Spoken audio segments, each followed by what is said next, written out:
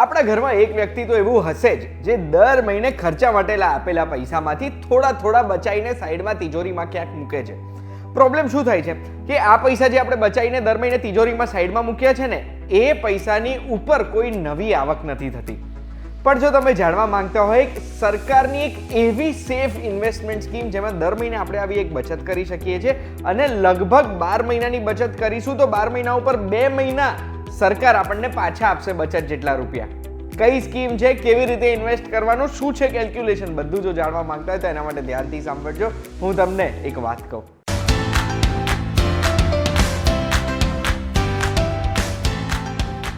એક વાત કહું, આપનું સ્વાગત છે. મારું નામ છે ગુંજ ઠક્કર. આ વિડીયોમાં સવાલ એ છે કે દર મહિને જે નાની બચત આપણે કરીએ છીએ કબાટમાં મૂકી રાખવાની જગ્યાએ ક્યાં ઇન્વેસ્ટ કરીએ તો એ બચત, એ પૈસો પણ પૈસો કમાશે. અને એનો જવાબ છે પોસ્ટ ઓફિસની મંથલી રિકરિંગ ડિપોઝિટ સ્કીમ. આ સ્કીમમાં શું હોય, આપણે દર મહિને એક રકમ post office monthly RD account એટલે રિકરિંગ ડિપોઝિટ એકાઉન્ટમાં ઇન્વેસ્ટ કરવાનું હોય છે, જેમાં વાર્ષિક 6.7% લેખે આપણને વ્યાજ મળે છે.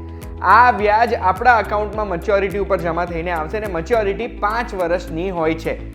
આ સ્કીમની માહિતી આપું ને એ પહેલા કેલ્ક્યુલેશન તમને આપી દેવા માંગુ છું, પછી તમે નક્કી કરી શકો કે વધુ માહિતી લેવી કે નહીં. કેલ્ક્યુલેશન શું છે, માની લો દર મહિને આપણને જે ઘર ખર્ચ માટે પૈસા મળે છે એ પૈસામાંથી આપણે 2,000 રૂપિયા બચાવીએ છીએ. આ 2,000 રૂપિયા આપણે શેર બજારમાં બી ઇન્વેસ્ટ કરી શકીએ છીએ, પણ શેર બજારનો રિસન્ટ ધબડકો જોઈને એવું લાગે છે કે સેફ જગ્યાએ ઇન્વેસ્ટ કરેલા હોય તો પાકા રિટર્ન તો મળશે અને આ આપણી બચતની મૂડી છે, આને વેડફવા નહીં દઈએ. તો સેફ જગ્યા માટે ઇન્વેસ્ટ કરવા છે 2,000 રૂપિયા દર મહિને 6.7% લેખે. તો 5 વર્ષ માટે આપણે 2,000 જો રોકીશું ને તો 1,20,000 આપણે રોક્યા છે. એની સામે આપણને મેચ્યોરિટી ઉપર ટોટલ રકમ મળશે 1,42,000 રૂપિયા. આપણો નફો થઈ ગયો 22,000 રૂપિયાનો. એનો મતલબ છે કે 5 વર્ષે 11 મહિના જેટલી આપણી જે બચત છે ને એ આપણને પાછી મળી. એટલે થઈ ગયા ને દર 5 વર્ષે 2 હપ્તા આપણને વધારાના મળ્યા પ્લસ 1 હપ્તો મળ્યો. હજી આગળ બીજું એક કેલ્ક્યુલેશન બતાડીશ, એમાં તો મજા આવશે, પણ હવે પહેલા હું તમને ડિટેલ્સ આપવા માંગુ છું આની. પોસ્ટ ઓફિસમાં જઈને અકાઉન્ટ ખોલાવવાનું હોય છે. આ અકાઉન્ટ કોણ ખોલાવી શકે? તો કોઈ પણ 18 વર્ષથી વધુ ઉંમરના એક સિંગલ અકાઉન્ટ હોલ્ડર કે પછી જોઈન્ટ અકાઉન્ટ હોલ્ડર પણ ખોલાવી શકે છે. કોઈ એવા વ્યક્તિ છે જેમની માનસિક સ્થિતિ અસંતુલિત છે તો એમના વતી એક ગાર્ડિયન ખોલાવી શકે છે, કે પછી 10 વર્ષની ઉંમર કરતાં વધારે ઉંમરના બાળક પણ પોતાના નામે અકાઉન્ટ ખોલાવી શકે છે.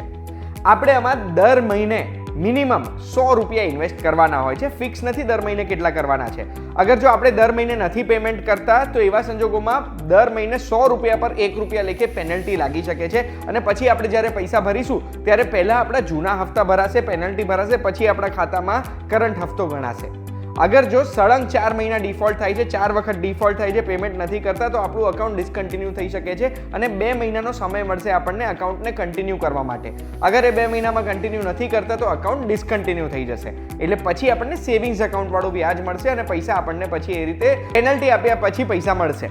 હવે આપણે જો એક વખત 12 હપ્તા ભરી દઈએ છીએ ને તો એના પછી જે રકમ ભેગી થઈ ને એના ઉપર આપણે લોન પણ લઈ શકીએ. લોનની રકમ હોય છે 50% સુધીની અને લોનનું વ્યાજ દર કેટલું હશે? આરડી એકાઉન્ટ આપણને જેટલું વ્યાજ આપે છે એના કરતાં 2% વધારે. અગર આપણે 5 વર્ષ રાહ નથી જોવી, પૈસાની જરૂરત પડે છે અને પ્રી મેચ્યોર ક્લોઝ કરાવવું છે અકાઉન્ટ, તો ઓપ્શન છે, હા છે. 3 વર્ષ પછી એટલે આપણે 3 વર્ષ એટલે 36 હપ્તા ભર્યા છે ને, 36 વખત ઇન્સ્ટોલમેન્ટ ભર્યા છે, એના પછી આપણે ડિસકન્ટિન્યુ કરાવી શકીએ છીએ. પણ એમાં એક પ્રોબ્લેમ છે, એમાં પણ સેવિંગ્સ એકાઉન્ટનું વ્યાજ ગણાશે, એમાં આપણને આ આરડી સ્કીમનું વ્યાજ નહીં મળે. હવે બીજું એક કેલ્ક્યુલેશન બતાવું. આની મેચ્યોરિટી 5 વર્ષની છે એટલે 60 વખત આપણે ડિપોઝિટ કર્યા છે 60 મહિના માટે. એના પછી આપણે મેચ્યોરિટી મળી જાય છે. મેં તમને 2,000નું જે ઉદાહરણ આપ્યું ને, માની લો હવે આપણે એક્સટેન્ડ કરવી છે મેચ્યોરિટી, તો આપણે 5 વર્ષ પછી બીજા 5 વર્ષ માટે પણ આને એક્સટેન્ડ કરી શકીએ છીએ. અને એના પછીનું અગર આપણે ગણિત જોઈશું ને તો આપણે ટોટલ 10 વર્ષે 2,40,000 રૂપિયા રોક્યા છે, પણ એના પછી આપણે કમાયા છે 3,40,000 રૂપિયા. એટલે બેસિકલી 120 મહિના જેટલું આપણે રોકાણ કર્યું એની સામે 50 મહિના જેટલું રોકાણ આપણને પાછું રિટર્ન તરીકે મળ્યું છે. કમાયા ને આપણા બચત કરેલા પૈસા એ પૈસા. આ બચત કરેલા પૈસા કબાટમાં મૂકી રાખવાથી વધતા નથી, આ પૈસા વધે છે સારી અને સેફ જગ્યાએ ઇન્વેસ્ટ કરવાથી. હા, ઘણી બધી જગ્યાએ ઇન્વેસ્ટ કરવાથી રિટર્ન વધારે મળી શકે છે, બટ એ રિસ્કી હોય છે. આ જે બચત કરેલા પૈસા છે આપણા ઘરમાં આપણા માતાઓ, આપણી બહેનો કે પછી આપણે પોતે જો આ બચત કરતા હોય તો એના માટે સેફ જગ્યાએ ઇન્વેસ્ટ કરવી જરૂરી છે, કારણ કે સેફટી કમ્સ ફર્સ્ટ જ્યારે આવી બચત કરેલી હોય ત્યારે. આ વિડીયોની માહિતીથી પોસ્ટ ઓફિસ રિકરિંગ ડિપોઝિટ સ્કીમની પૂરેપૂરી માહિતી તમને મળી ગઈ હશે. કોઈ પણ પ્રશ્ન છે તો કમેન્ટમાં મને પૂછો, અને આવી માહિતી માટે એક વાત કહું, જોતા રહેજો, આપણે ફરી મળીશું.